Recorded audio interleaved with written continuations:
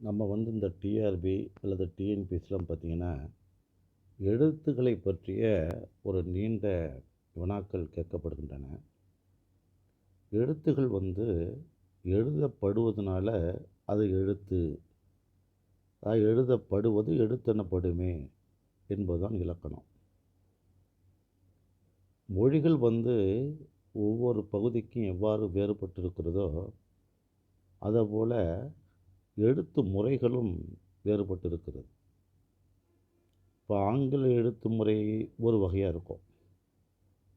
வட இந்தியாவில் பேசக்கூடிய இந்தி, வங்காளி, குஜராத்தி, மராட்டி, பஞ்சாபி இதை போன்ற எழுத்து வடிவம் வேறு வகையாக இருக்கும். தென்னிந்திய மொழிகளாக இருக்கக்கூடிய தமிழ், தெலுங்கு, கன்னடம், மலையாளம் முதலிய இந்த திராவிட மொழிகளுடைய எழுத்து வடிவம் வேறு வகையாக இருக்கும். அதேபோல் வடமேற்கில் பார்த்திங்கன்னா அரேபிய, உருது போன்ற எழுத்துக்கள்லாம் அது மாறுபட்டு இருக்கும். இவ்வாறு பார்த்திங்கன்னா ஒவ்வொரு எழுத்து முறைக்கும் ஒவ்வொரு பேர் இருக்குது. அதுதான் நமக்கு பார்த்திங்கனாக்கா ஆப்பு எழுத்துக்கள், சித்திர எழுத்துகள், பிராமி எழுத்துகள், வட்ட எழுத்துகள், கிரந்த எழுத்துகள், தேவநாகரி எழுத்துகள், மோடி எழுத்துகள், சதுர எழுத்துகள் அப்படின்னு பல வகையை நமக்கு எழுத்துக்கூடிய வகையை பார்க்குறோம். ஆப்பு எழுத்து அப்படின்னா என்னென்னு கேட்டிங்கன்னா, ஒரு ஈரக்களிமண்ணில் நல்லா தட்டையாக செய்து அதில் ஆப்பு போன்ற ஒரு கருவியை வச்சு அழுத்தும்போது ஒரு பக்கம் பள்ள விடும் இல்லையா, அந்த பள்ளத்தில் இருக்கக்கூடிய களிமண் என்ன பண்ணும், பிதுங்கி வெளியில் வரும். அதுதான் பிற்காலத்தில் அது ஆப்பு எழுத்து அப்படின்னு அவங்க சொன்னாங்க. இந்த ஆப்பு எழுத்து ரொம்ப பழைய காலத்து ஒரு விதமான எழுத்து முறை. ஆப்பு வடிவம் போல் அது இருக்கும். ஒரு ஈரக்களிமண்ணை தட்டையாக செய்து அதில் ஒரு பக்கத்தில் ஒரு கட்டையை வச்சு அழுத்தும்போது கீழே உள்ள அந்த களிமண்ணை பிதுங்கி ஒவ்வொரு வடிவத்தை கொடுக்கும் இல்லையா, அதுக்கு தான் ஆப்பு எழுத்து அப்படின்னு பேர். அதுக்கு ஆப்பு எழுத்து அப்படின்னு பேர். சித்திர எழுத்துனா என்னென்னு கேட்டிங்கன்னா, சித்திரங்கள் மூலமாக கருத்துகள் தெரிவிக்கப்படுவதுதான் சித்திர எழுத்துகள். நம்முடைய ஹரப்பா, மொஹஞ்சதாரோ போன்ற நகரங்கள்லாம் அகழ்வாய்வு செய்த பொழுது இந்த எழுத்துக்களை கொண்ட நிறைய மூலங்கள் நமக்கு கிடைத்திருக்குது. வரலாற்றுக்கு முந்தைய காலகட்டத்தில் உள்ள மக்கள் இதை பயன்படுத்தியிருக்கிறாங்க. தங்களது கருத்தை சித்திரத்தின் மூலமாக மற்றவர்களுக்கு வெளி கொண்டு சென்றிருக்கிறாங்க. பிராமி எழுத்துக்கள் அப்படின்னா, இது அசோகன் புத்த மதத்துடைய கொள்கையெல்லாம் இந்த எழுத்துக்கள் தான் பொறித்து வைத்தான். இப்போ கிமுலேயே இந்த எழுத்துக்கள் வந்திருக்குது, பிராமி எழுத்துக்கள். இன்னொரு விதமாக அதுக்கு எப்படி சொல்கிறாங்க அப்படின்னா, பிரம்மனால் படைக்கப்பட்ட எழுத்துக்கள், அதனால் அதை பிராமி எழுத்துக்கள் என்று சொல்கிறாங்க. அதோடைய புராண கருத்துக்கள் நம்ம போகாமல் அசோகன் புத்த மத கொள்கைகள் எல்லாம் பாறைகளிலே இந்த பிராமிய எழுத்துக்களில் தான் பொறித்தான் என்ற வரலாறு நமக்கு கிடைக்கிறது. அடுத்து வட்ட எழுத்து. வளைந்த வளைந்த கோடுகளால் இந்த எழுத்துகள் அமைந்திருப்பதனால இது வட்ட எழுத்துக்கள் அப்படின்னு சொல்கிறோம்.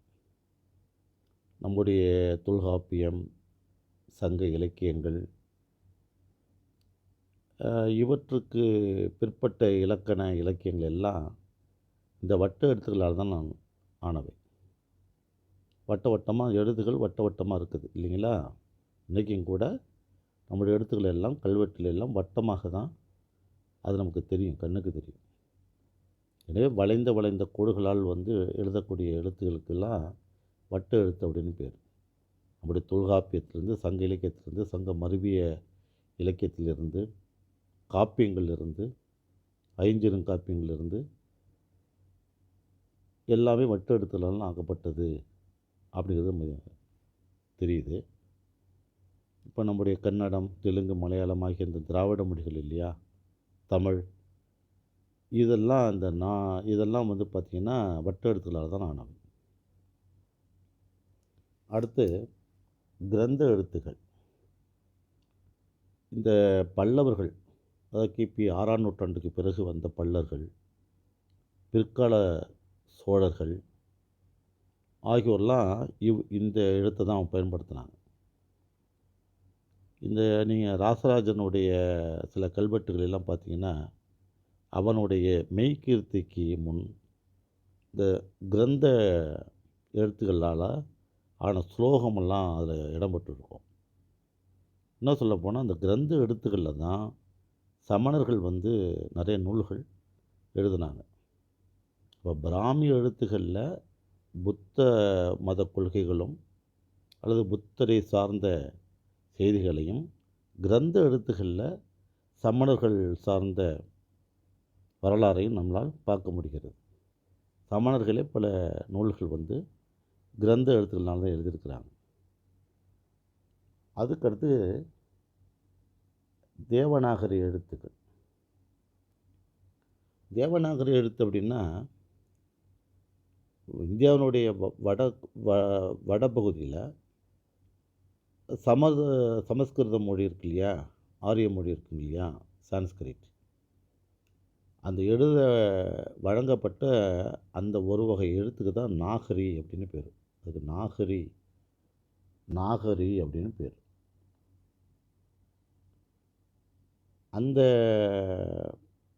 இந்த எழுத்தை வந்து தேவர்கள் தான் படைத்தாங்க அப்படிங்கிறதுனால அது தேவநாகரி எழுத்துக்கள் அப்படின்னு சொல்கிறாங்க. இன்னும் சொல்லப்போனால் பாடலிபுத்திரம் என்று சொல்லக்கூடிய பாட்னா இருக்குது பார்த்தீங்களா, அதுக்கு அந்த காலத்தில் நகரம் அப்படின்னு பேர் இருந்தது.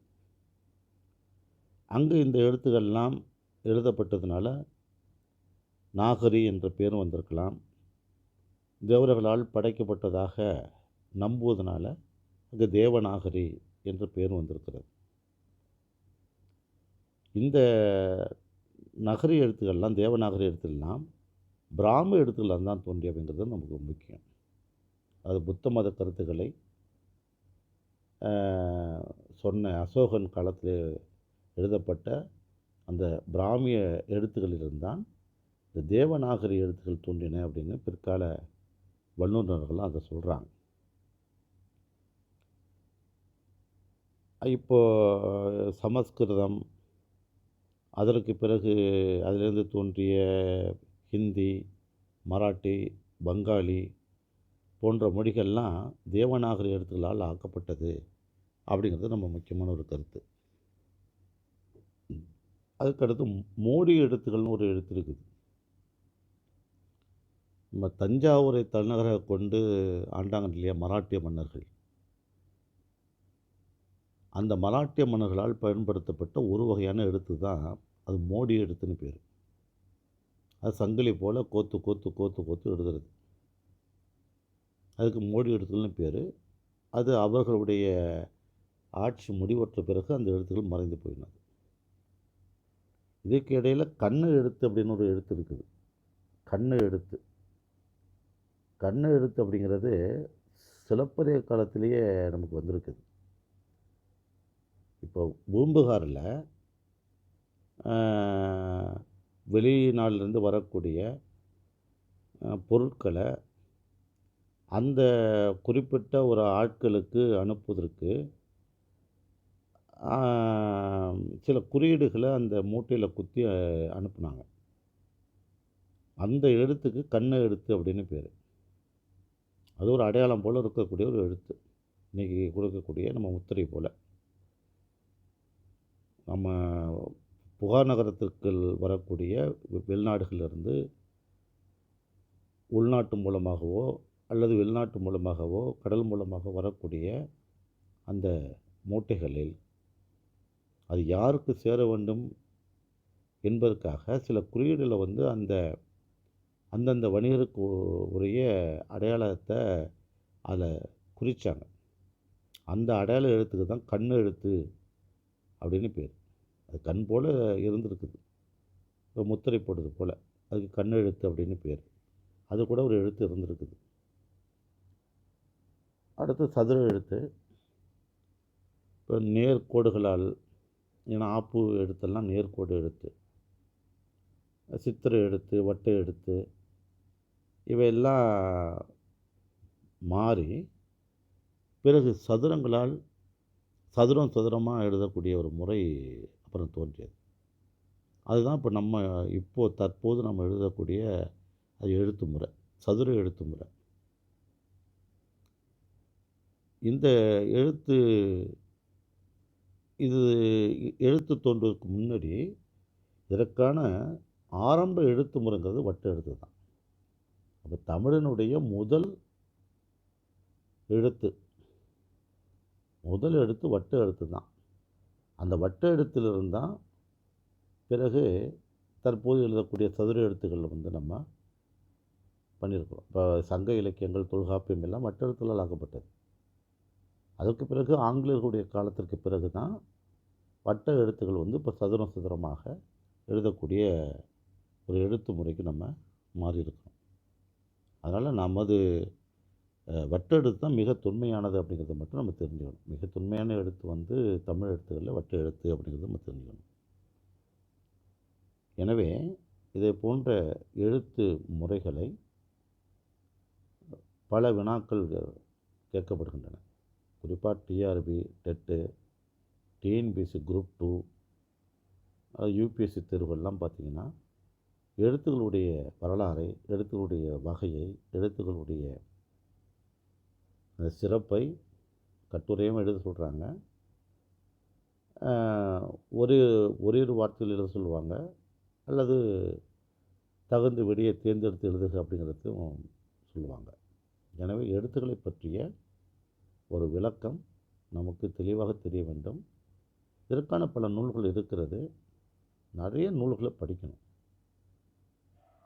மொழி சார்ந்த நூல்களை நாம் அதிகமாக படிக்க தான் மொழியை சார்ந்த இலக்கணமாக இருந்தாலும் சரி, இலக்கியமாக இருந்தாலும் சரி, பத்திரிகையாக இருந்தாலும் சரி, தற்கால இலக்கியமாக இருந்தாலும் சரி, நம்மளால் அதை புரிஞ்சிக்க முடியும்.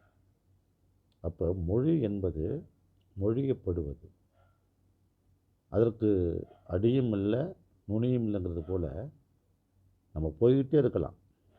இன்றைக்கு வரக்கூடிய புதுக்கவிதையோ ஹைக்கு கூட தற்கால இலக்கியத்துக்குள்ளே வந்துடுமே தவிர இதுக்கு இவ்வளோ தான் எல்லை என்று மொழி பாடத்துக்கு சொல்ல முடியாது.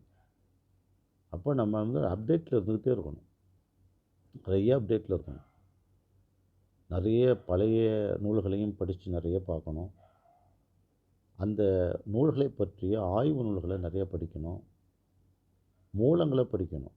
நிறைய பேர் என்ன பண்ணுறாங்க அப்படின்னா, இதற்கான பல நிறுவனங்கள் நோட்ஸ் கொடுக்குறாங்க. அந்த நோட்ஸை படிச்சுட்டா போதும்னு நினைக்கிறாங்க. அது தவறான விஷயம். முதல்ல மூலத்தை நல்லா படிக்கணும். குறிப்பாக தமிழ் இலக்கிய வரலாறை ஒரு 3-4 பேர் எழுதின தமிழ் இலக்கிய வரலாறு ஒவ்வொருவரும் ஒவ்வொரு விதமாக எழுதியிருப்பாங்க. சில பேர் காலத்தினுடைய அடிப்படையில் எழுதியிருப்பாங்க. சில பேர் இலக்கியத்தினுடைய அடிப்படையில் எழுதியிருப்பாங்க. சில பேர் மொழி வளர்ந்த விதத்தை வைத்து கொண்டு எழுதியிருப்பாங்க. இப்படி இலக்கிய வரலாறுகள் பல கோணங்களில் எழுதப்பட்டிருக்கும். அப்படி அந்த இலக்கிய வரலாறை முழுவதமாக நம்ம தெரிஞ்சுக்கிட்டால் தான் அதற்கு பிறகு ஒவ்வொரு நூலை பற்றிய நுணுக்கத்தை நாம் பார்க்க முடியும். முதல்ல தமிழ் மொழியினுடைய வரலாறை தெரிஞ்சுக்கணும். அப்புறம் தமிழ் மொழியிலிருந்து வரக்கூடிய